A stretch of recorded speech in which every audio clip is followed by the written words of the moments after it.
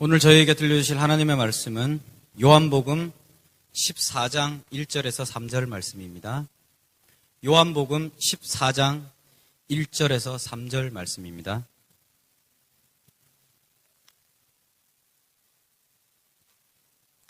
다 찾으신 줄 알고 제가 봉독하겠습니다. 너희는 마음에 근심하지 말라. 하나님을 믿으니 또 나를 믿으라. 내 아버지 집에 거할 곳이 많도다. 그렇지 않으면 너희에게 일렀으리라.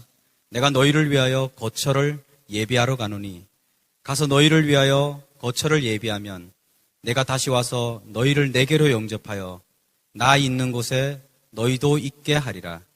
아멘. 이 시간에 한강수 목사님 나오셔서 말씀 전해주실 때 많은 은혜 받으시길 바랍니다.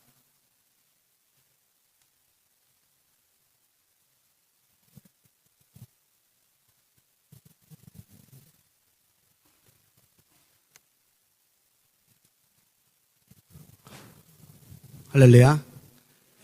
오늘은 좀 무거운 주제를 가지고 여러분과 함께 말씀을 나누려고 합니다.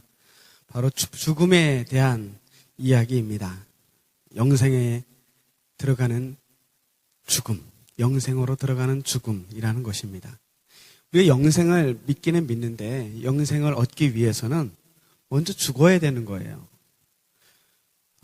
영생을 얻는 건 좋은데 죽는 거는 좋아하는 사람이 없습니다. 도대체 죽음이란 무엇인가? 또 우리는 죽음을 어떻게 대해야 할 것인가? 이 문제를 생각해 보지 않을 수가 없습니다. 죽음에 대한 3단 논법이 있습니다. 모든 사람은 죽습니다. 저는 사람입니다. 고로 저는 죽습니다. 여러분도 마찬가지죠. 논리적으로나 실제적으로나 우리가 죽는다고 한다는 것은 분명한 사실입니다. 그런데 우리는 너무나도 분명하고 당연한 사실인 우리는 죽는다고 하는 이 죽음에 대해서 가급적 생각하지 않고 살아가라고 하는 경향이 있습니다. 다른 사람의 죽음에 대해서는 얼마든지 일어날 수 있는 일이라고 생각하지만 그것이 우리에게 현실이 될 거라고 믿고 싶지는 않습니다.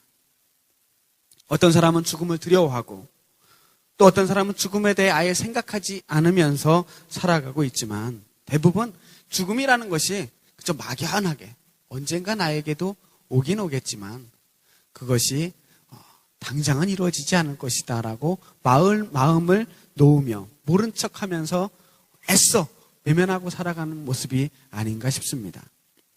하지만 결코 죽음은 우리와 멀지 않습니다. 2011년도 통계를 본다면 우리나라에서만 해도 하루 평균 705명이 사망하고 있습니다. 한 해 동안 25만 7,396명이 사망했다고 합니다. 지금도 우리 주변에 수없이 많은 병원에서는 지금 이 순간에도 생과 사의 갈림길에서 죽느냐 사느냐 이 문제를 가지고 힘겹게 싸우고 있는 수많은 환자들이 누워 있습니다. 죽음은 남의 일이 아닌 것입니다. 원하든 원하지 않든 모든 사람이 반드시 거쳐가야만 하는 아주 부담스러운 관문입니다. 과연 죽으면 사람이 어떻게 될까?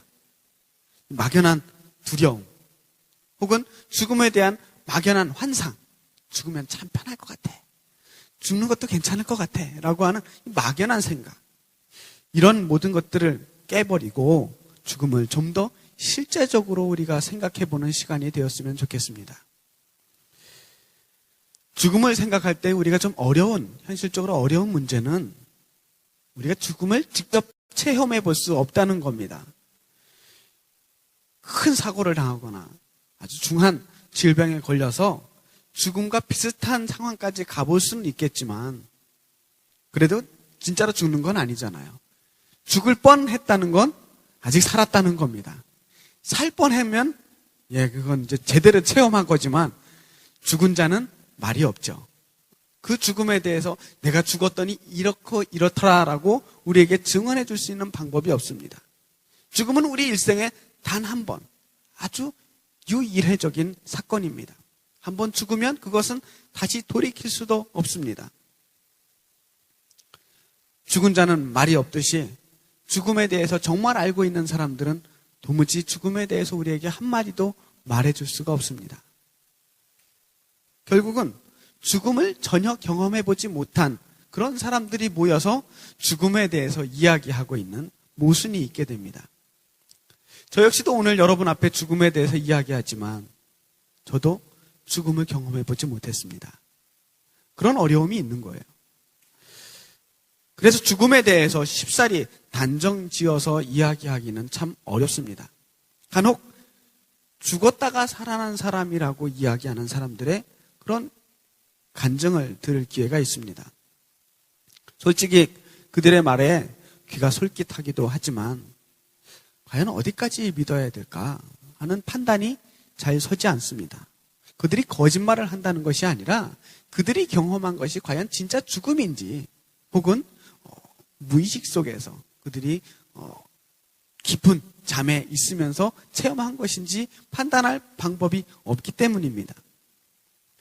가사 상태에서 삶과 죽음의 경계 사이에서 의식을 잃고 있는 여러 가지 그러한 복잡한 상황 속에서 일어날 수 있는 얼마든지 수많은 환상들이 있기 때문입니다. 어찌되었든 죽음의 근처까지 갔던 사람들이 증언하는 일관적인 증언들이 있습니다. 대부분 죽음을 경험하게 되면 죽을 뻔했던 사람들은 그것으로 인생이 완전히 끝나는 것이 아니라 그 다음 세계가 있다는 것을 느끼게 된다는 겁니다. 사람마다 약간의 개인 차이는 있지만 대부분 사람들이 죽음의 문턱 경험을 하면서 공통적인 경험을 하더라는 겁니다. 예를 들면 어떤 터널을 같은 곳을 그냥 지나가는데 한참 걸어가다 보면 밝은 빛이 앞에 보인다는 거예요. 이 세계에서 저 세계로 건너가는 어떤 관문들이 있다는 거죠. 혹은 어떤 강을 건너가게 되는데 그 강을 건너느냐 건너지 않느냐, 분명한 것은 이 세계와 다음 세계의 경계를 경험한다는 거예요. 무신론자들은 그러한 세계를 믿지 않습니다. 죽음은 모든 것이 끝나는 것과 같다. 어느 순간 텔레비 프로가 동해물과 백두산이 마르고 닳도록 애국가가 끝나면 갑자기 채널이 파식 하면서 꺼지듯이 인생의 모든 것이 그 순간에 정지되고 끝이 난다라고 생각하는 겁니다. 그들에게 있어서는 그래서 현재가 중요합니다. 내일 일은 난 몰라요.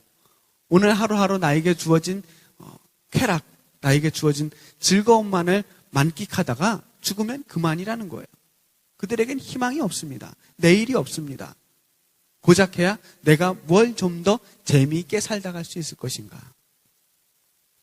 그래서 그들에게 있어서 죽음은 한없이 슬프고 안타깝고 아쉬운 일일 수밖에 없습니다. 어떻게 하면 조금 더 오래 살 수 있을까? 조금 더 오래 살 수 있을까를 궁리할 수밖에 없는 것입니다. 그 사람의 존재 자체가 이 세계에서 완전히 사라지게 되는 사건이 바로 죽음이기 때문입니다. 하지만 대부분의 사람들, 지금 지구에 살고 있는 이 대부분의 사람들은 종교를 가지고 있습니다. 어떤 모양이든 대부분 종교를 가지고 있는데요. 그 종교를 가지고 있는 사람들은 한결같이 죽음 이후의 세계에 대해서 이야기를 하고 있습니다. 종교의 종류와 관계가 없습니다. 불교를 믿는 사람들이나 힌두교를 믿는 사람들은 죽은 다음에 윤회를 한다고 하죠. 이승에서 지금 이 현재의 세계에서 열심히 업을 쌓아서 이 업보를 잘 쌓은 사람들은 다음에 좀 더 나은 삶으로 건너가게 될 것이고, 이 세계에서 나쁜 업보를 많이 쌓게 되면 다음 세계에서 이 업보를 다시 지우기 위해서 더 나쁜 동물로 그 환생을 해서 자신의 업을 없애는 과정을 반복한다는 거예요. 그래서 이 세계에서 어떻게 사느냐가 다음 세계를 결정하게 되는데, 분명한 것은 그들에게도 다음 생, 이번 생이 아닌 다음번에 이 죽음 후의 세계에 대해서 생각하고 있다는 겁니다. 이슬람이나 유대교나 기독교, 이 대부분의 유일신을 가지고 있는 종교에서는 죽은 후에 다음 세계, 우리 이승과 저승, 현세와 내세. 지금 세계와 그 다음 세계에 대해서 믿고 있습니다. 종교에 따라서 그것을 극락이나 천국이나 조금 다른 말로 표현하고 있지만 기본적인 생각은 같습니다. 죽으면 육신은 썩어서 땅에 묻히지만 영혼이 살아남아서 어떤 세계로 들어가게 된다라는 것입니다. 우리가 죽음에 대해서 이렇게 여러 가지 생각들이 있지만 안타깝게도 공통된 또 하나가 있는데 누구 하나 죽음에 대해서 반겨하지 않는다는 것입니다. 아무리 죽음 후에 아름다운 것이 기다리고 있다 한들, 아무리 멋진 천국이 우리를 기다리고 있다 한들, 오늘 당장 천국에 갑시다 라고 한다면 감사합니다 하고 그 길을 떠날 사람이 몇 명이나 되겠습니까? 솔직히 말해서 저도 그렇게 가고 싶지 않습니다. 솔직히 말해서 아직도 제가 할 일이 많은 것 같아요. 이 땅에서 할 일이 얼마나 많은데 지금 이렇게 빨리 부르시면 어떻게 합니까?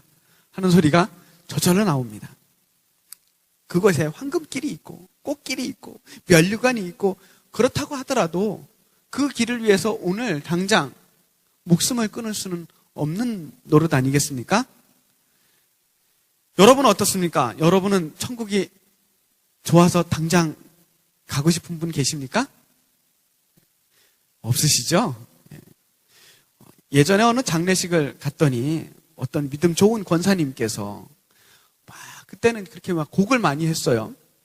많이 울고 있으니까 아니 천당 갔는데 왜 울어? 좋은 날인데 왜 울어? 라고 막 꾸짖으시는 거예요.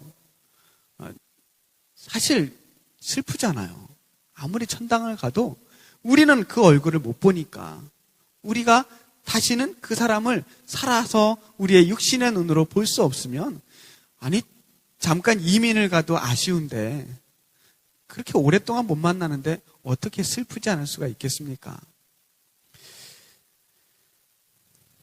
개똥밭에 굴러도 이승이 좋다는 속담이 있습니다. 그쵸? 네. 그래요. 아무리 여기가 고생 많이 하고 힘들고 괴로워도 그래도 살아있는 게 좋은 것 같습니다. 솔직한 저의 마음입니다. 여러분도 그러시죠? 안 그러신 분도 계시나요? 삶이 없다면 죽음도 없습니다. 삶이 있기 때문에 죽음이라는 관문이 있는 겁니다. 죽음 이후의 삶은 때로 영원한 형벌의 삶이 될 수도 있고 영원한 평화의 삶이 될 수도 있다고 우리는 배웠습니다. 죽음은 갈림길입니다. 무엇으로 그 갈림길을 결정하느냐면 이 사람이 어떻게 살았느냐, 이 사람의 삶의 모습을 통해서 죽음 이후의 삶이 방향이 바뀌어지게 됩니다. 우리에게는 그저 100년도 안 되는 이 짧은 인생이 주어져 있습니다. 영원이라고 하는 시간은 우리가 상상할 수 없는 시간입니다. 시간을 길이로 따진다면 저쪽 끝에서 저쪽 끝까지 시간이 끝없이 이어져 있는데 우리의 100년의 삶이라고 하는 건 요만큼이죠. 요 짧은 인생이 얼마나 중요하냐면 요 인생을 어떻게 살았느냐에 따라서 이 다음의 인생의 방향이 저쪽으로 가느냐 반대쪽으로 가느냐 이게 갈리는 거예요. 그래서 우리의 인생이 소중한 겁니다. 이 짧은 인생, 나에게 주어진 단 한 번의 기회, 이 인생을 통해서 우리가 이 인생 속에서 무엇을 믿고 사느냐, 어떻게 사느냐, 무엇을 위해 사느냐에 따라서 우리의 앞으로의 영원한 인생이 방향지어진다. 삶과 죽음은 그야말로 아주 얇은 경계를 가지고 있습니다. 이 삶이라고 하는 게 굉장히 튼튼한 것 같고 영원할 것 같지만 여기서 한 발자국만 옮겨지면 거기서 죽음이 시작됩니다. 우리에게 지금 주어진 삶에 우리가 충실하지 못한다면 앞으로 우리에게 주어진 죽음이라고 하는 그 이후의 세계는 아주 두렵고 끔찍한 시간이 될 것입니다. 그리고 지금까지 우리가 함께 배운 이 믿음의 길을 끝까지 충성을 다하여 열심히 걸어간다면 죽음 이후의 삶이 제법 기대해 볼 만하지 않겠습니까? 그때에야 비로소 야, 난 정말 죽어도 좋겠다 라고 이야기할 수 있지 않겠습니까? 저는 성도들이 죽음에 대해서 어떻게 생각해야 하는지에 대해서 한번 살펴보려고 합니다. 우리는 사도신경과 주기도문을 통해서 영생을 고백합니다. 영생을 믿사오며 영원히 사는 것을 믿습니다. 영원히 사는 것을 믿습니다라고 고백합니다. 영생은 말 그대로 영원한 생명입니다. 예수님을 나의 구주로 고백하는 우리들은 모두 영생을 약속받은 사람들입니다. 영원히 살 수 있겠습니까? 우리는 과연 죽지 않을까요? 여기서 이 영생이라고 하는 말은 우리 육신이 영원히 산다는 것을 이야기하고 있는 것이 아닙니다. 우리 영혼에 대해서 이야기하고 있는 겁니다. 우리의 영혼이 영원히 살 수 있는 것인가? 먼저 이 이야기를 하기 앞서 우리의 본질적인 존재는 무엇이냐? 우리의 껍데기가, 우리의 이 살덩어리가 나의 존재냐? 우리는 잠깐 이 살을 입고 살고 있지만 이것은 언젠가는 썩어 없어져 버릴 것들이에요. 언젠가는 벗어버려야 될 옷과 같은 것입니다. 이것이 우리의 본질이 아닙니다. 우리 존재의 본질은 영혼입니다. 그래서 영혼이 영원히 존재하느냐 그렇지 않느냐가 아주 중요한 거예요. 물리학에서 에너지 보존의 법칙이라는 법칙이 있습니다. 이 세상에 존재하는 어떤 에너지든 그 에너지의 형태는 바뀔 수 있지만, 에너지의 방향은 바뀔 수 있지만 그 에너지 자체는 절대로 사라지지 않는다라고 하는 법칙입니다. 우주에 존재하는 모든 것들, 모든 물질은 변화하지만 그것이 아주 없어지지는 않습니다. 에너지 보존의 법칙 혹은 질량 보존의 법칙이라는 게 있어요. 촛불에 불이 붙었습니다. 초가 조금씩 짧아집니다.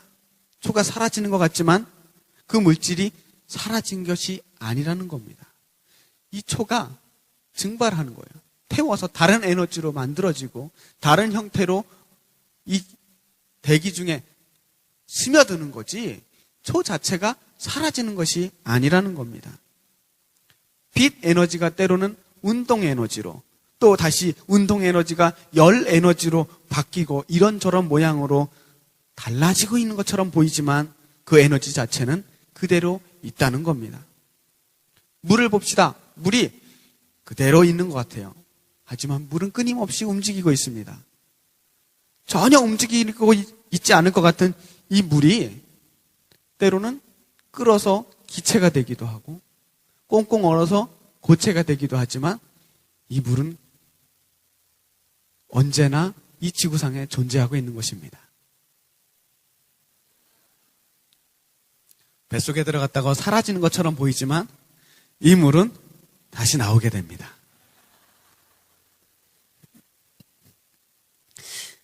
미국의 저명한 이 미사일과 로켓의 권위자 폰 브라운이라고 하는 박사가 이렇게 말했습니다. 과학은 무엇이나 아주 없어지지 않는다는 사실을 발견했다. 과학은 오직 변화를 할 뿐이다.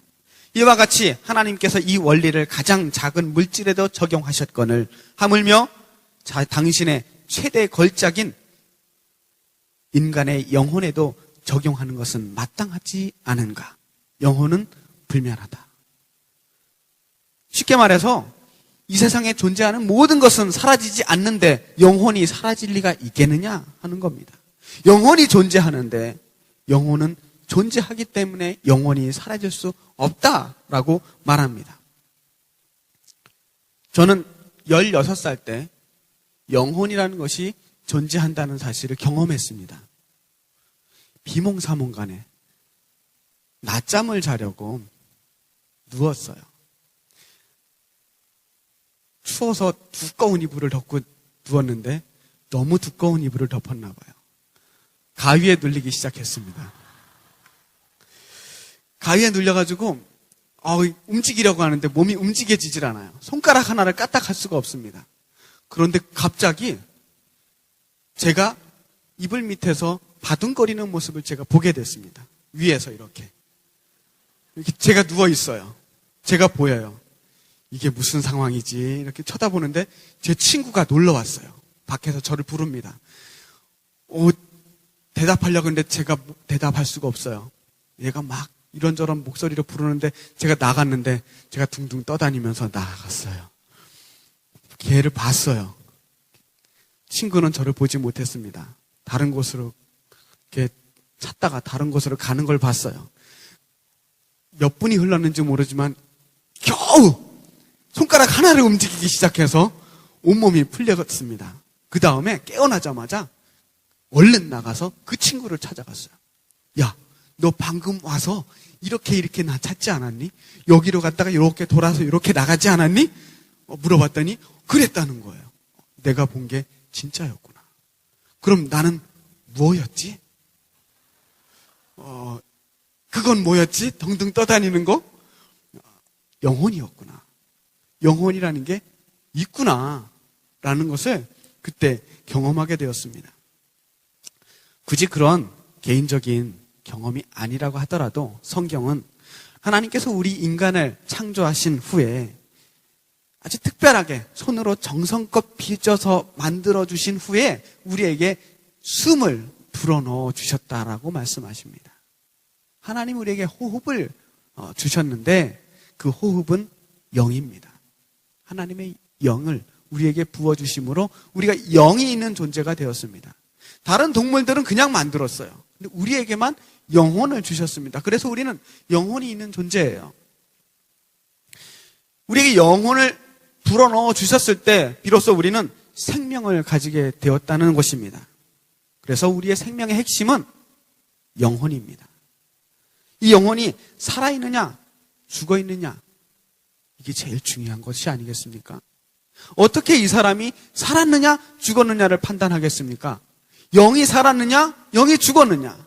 그런데 영이 살았는지 죽었는지를 어떻게 판단하느냐 하면 하나님과 어떤 관계를 맺고 있느냐 하는 것으로 판단할 수 있습니다. 하나님과 어떤 교제를 하고 있는가? 어떤 관계를 하고 있는가? 하나님과의 교제가 영원한 생명의 기초가 되는 것입니다. 히브리서 11장 5절 말씀 보시면 믿음으로 에녹은 죽음을 보지 않고 옮겨졌으니 하나님이 그를 옮기심으로 다시 보이지 아니하였느니라. 그는 옮겨지기 전에 하나님을 기쁘시게 하는 자라 하는 증거를 받았느니라. 창세기 5장 24절에도 에녹이 하나님과 동행하더니 하나님이 그를 데려가심으로 세상에 있지 아니하더라. 에녹은 하나님과 동행하다가 죽음을 보지 않고 하나님과 영원히 살게 되었습니다. 하나님과 깊은 교제는 곧 영생으로 가는 길입니다. 우리 역시 이 세상을 하나님과 함께 동행할 수가 있습니다. 그리하여서 우리 이 생이 끝나는 날 그 죽음이 막다른 골목이 아니고 위대하신 하나님, 그 하나님과 함께 동행해 나가는 열려진 길로 가는 관문이 될 줄 믿습니다. 이것이 바로 복음서에서, 특별히 요한복음에서 이야기하고 있는 영생의 개념입니다. 요한복음 17장 3절 말씀에 영생은 곧 유일하신 참 하나님과 그가 보내신 자 예수 그리스도를 아는 것이다. 우리가 영생에 들어가는 것은 그리스도 안에서 하나님과의 관계를 통해서만 영생에 들어갈 수가 있습니다. 이 관계는 이 세상에서 시작되지만 죽음으로 끝나는 것이 아니라 다음 세상으로 영원히 계속되는 것입니다. 그래서 예수님은 이렇게 말씀하십니다. 예수께서 이르시되 나는 부활이요 생명이니 나를 믿는 자는 죽어도 살겠고 무릇 살아서 나를 믿는 자는 영원히 죽지 아니하리니 이것을 내가 믿느냐. 나를 믿는 자는 죽어도 살겠고 살아서 믿는 자는 죽지 않게 될 것이다 라고 말합니다. 육신의 문제가 아닙니다. 우리의 영혼이 예수님을 믿음으로 영원히 살 수 있는 특권을 얻게 되는 거예요. 하나님과의 관계가 나의 생명과 직결되어 있다는 사실입니다. 그 관계를 죽음을 통해서 더욱더 확실해지게 됩니다. 지금은 우리가 하나님과 관계를 맺을 때 어떻게 관계를 맺습니까? 기도를 통해, 예배를 통해, 여러 가지 우리가 영적인 어떠한 활동들을 통해서 하나님과 관계를 조금씩 맺고 있습니다. 그걸 말한다면 전화로, 팩스 보내고, 문자 보내고, 이메일 보내면서 그렇게 하나님과 교통하고 있는 것이라고 저는 생각합니다. 하나님께 하나님 사랑합니다. 카톡을 보내는 거예요. 그럼 좀 있다 카톡? 하고 하나님께서 저에게 말씀하시겠죠? 어떻게 보면 좀 답답해요. 하나님 빨리 답을 좀 주셔야 되는데 아무리 기다려도 카톡 소리가 안 나올 때 답답하잖아요. 계속 일자가 있는 것 같고. 그런데 우리가 죽게 되면 이렇게 메시지를 통해 조금씩 아주 짧게 다가가는 그러한 관계가 아니라 얼굴을 대하듯이 앞에 마주하고 하나님과 대면하여서 대하는 관계로 바뀌게 된다는 것입니다. 그날에는 주님과 낯을 대하고 만나게 될 것이다. 찬송가 489장 찬송의 가사가 이렇습니다. 저 요단강 건너편에 찬란하게 배는 집, 예루살렘 새 집에서 주님 얼굴 배우리, 빛난 하늘 그 집에서 주의 얼굴 배우리, 한량 없는 영광 중에 주의 얼굴 배우리. 주님의 얼굴을 보게 되는 거예요. 요단강 건너편에서는 이제는 막연히 알고 그렇게 믿었던 하나님의 얼굴을 직접 보면서 살게 될 것이다. 찬송가 249장에도 주가 맡긴 모든 역사 힘을 다해 마치고 밝고 밝은 그 아침을 당할 때 요단강을 건너가서 주의 손을 붙잡고 기쁨으로 주의 얼굴 배우리. 나의 주를 내가 그의 곁에 서서 배우며 나의 주를 주의 못자국을 보아 알겠네.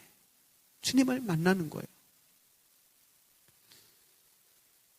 핸드폰으로 아무리 오래 통화해도 직접 만나서 손 한 번 잡는 게 훨씬 더 행복하지 않겠습니까? 그 친밀함을 뭐라 표현하겠습니까? 지금은 우리가 이 땅에 살면서 하늘로 기도를 통해 무선 통신을 하고 있는 겁니다. 하지만 우리가 하나님 나라에 올라가게 될 땐 진짜 교제가 이루어집니다. 그거야말로 영생인 것입니다. 물론 지금 우리는 이미 영생을 약속받았고 영생을 살고 있는 중입니다. 영생을 시작한 겁니다. 지금으로부터 시작해서 영원까지 하나님과 동행하게 될 줄 믿습니다. 요한복음 5장 24절 말씀에 내가 진실로 너희에게 이르노니 내 말을 듣고 또 나 보내신 이를 믿는 자는 영생을 얻었고 심판에 이르지 아니하나니 사망에서 생명으로 옮겨졌느니라. 여기 계신 모든 성도님들은 이미 사망에서 생명으로 옮겨진 줄 믿습니다. 이미 우리는 죽음을 뛰어넘은 사람들입니다. 영생의 차원에 도달한 것입니다. 예수님의 말씀을 듣고 그 말씀을 믿은 우리들은 이미 영생을 얻은 사람임을 믿으시기 바랍니다. 주님께서 십자가에 달려 돌아가시던 그 밤, 그 전날 밤에 제자들에게 마음의 준비를 하도록 말씀하십니다. 제자들에게 얘들아, 내가 이제 곧 너희들의 곁을 떠나야 되겠다. 예수님과 함께 했던 그 3년간의 여행이 이제는 슬픈 마무리를 향해 가고 있습니다. 제자들은 당황하고 두려웠을 것입니다. 그때 제자들에게 예수님은 이런 말씀으로 위로해 주십니다. 너희는 마음에 근심하지 말라. 하나님을 믿으니 또 나를 믿으라. 내 아버지 집에 거할 곳이 많도다. 그렇지 않으면 너희에게 일렀으리라. 내가 너희를 위하여 거처를 예비하러 가노니 가서 너희를 위하여 거처를 예비하면 내가 다시 와서 너희를 내게로 영접하여 나 있는 곳에 너희도 있게 하리라. 지금 슬픈 것 같지만, 지금 영원한 이별인 것 같지만 그렇지 않다. 내가 먼저 가서 너희들의 있을 곳을 예비하여 놓겠다. 나 있는 곳에 너희도 있게 할 것이다 라고 말씀하십니다. 그래서 우리는 죽음을 두려워하지 않을 이유가 있는 것입니다. 죽음은 최종적인 졸업식입니다. 졸업식은 영광스러운 사건입니다. 입학도 중요하지만 졸업이 더 중요합니다. 신앙은 경주와도 같습니다. 출발 지점보다는 마지막 지점이 그 사람의 성공 여부를 판단해 주지 않겠습니까? 조금 늦게 출발해도 괜찮아요. 가다가 넘어질 수도 있습니다. 하지만 끝까지 달려서 그 경주의 마지막 결승점을 골인하느냐 그렇지 않느냐가 이 선수가 이 경기를 제대로 마쳤느냐 그렇지 않느냐를 판가름하게 하는 경주 같습니다. 그 마지막 지점에 우리가 도달할 때 우리는 승리의 노래를 부르게 될 것입니다. 하지만 이 길은 결코 순간이동해서 갈 수 있는 길이 아닙니다. 시작만 하면 저절로 가는 길도 아닙니다. 어렵고 힘든 길입니다. 때로는 중간에 포기하고 싶을 때도 있습니다. 아, 너무 힘들어요. 그만두고 싶어요. 차라리 죽는 게 좋겠어요. 지금 이쯤에서 그냥 하나님 나라 가버리고 싶어요. 라고 투정 부리고 싶을 때도 있을지 모릅니다. 하지만 그래도 멈출 수가 없습니다. 왜냐? 그 과정을 한 계단 한 계단 올라가지 않으면 결코 그 마지막 순간까지 갈 수 없기 때문입니다. 우리는 이렇게 고백합니다. 우리는 사나 죽으나 다 주님의 것입니다. 우리가 살아있으며 항상 영생을 기억하고 날마다 죽음을 준비하는 마음으로 어떻게 하면 내가 하나님 앞에 부끄러움 없이 살 수 있을 것인가? 그 순간 내가 하나님 앞에서 당당하게 하나님, 제가 이 짧은 인생을 이렇게 멋지게 살았습니다라고 고백할 수 있는 삶을 살아낼 것인가? 이것이야말로 죽음을 보다 영광스럽게 더 멋지게 맞이할 수 있는 방법이 되지 않겠습니까? 죽음은 두려워할 것도 아니지만 그러나 죽음을 생각하지 않는다면, 죽음을 긴장되게 바라보지 않는다면 우리의 삶이 또 얼마나 무의미하게 지나가게 될 것입니까? 죽음은 우리와 한 발 옆에 있음을 기억하시고 날마다 나에게 주어진 마지막 날이 오늘이라는 생각으로 오늘 하루를 살아갈 때 우리는 영생과 절대 멀어질 수 없는 하나님의 사랑하는 복된 자녀임을 기억하시기 바랍니다. 기도하겠습니다.